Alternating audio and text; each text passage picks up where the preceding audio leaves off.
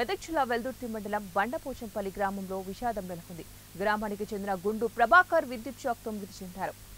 వ్యవసాయ పొలానికి విద్యుత్ సరఫరా కాకపోవడంతో తోటి రైతులతో కలిసి ట్రాన్స్ఫార్మర్ వద్దకు వెళ్లిన ప్రభాకర్ ఒక్కసారిగా విద్యుత్ మెయిన్ లైన్ తెగి పైన పడటంతో విద్యుత్ షాక్ తగిలి అక్కడికక్కడే మృతి చెందారు.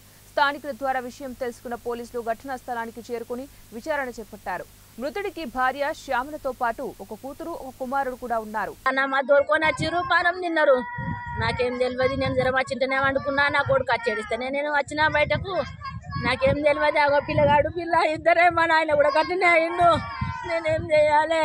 వీళ్ళు ఇద్దరే ఉన్నారు. నేనేం చేతు అది చుట్టదాని వరకు వచ్చిరట. మోటార్కి వైరు చుట్టదాని వరకు వచ్చిరట. ఇద్దరు పిల్లలు, ఇద్దరే పిల్లలు. పెళ్ళాం చిన్నది. దానికి కూడా ఏం తెలియదు.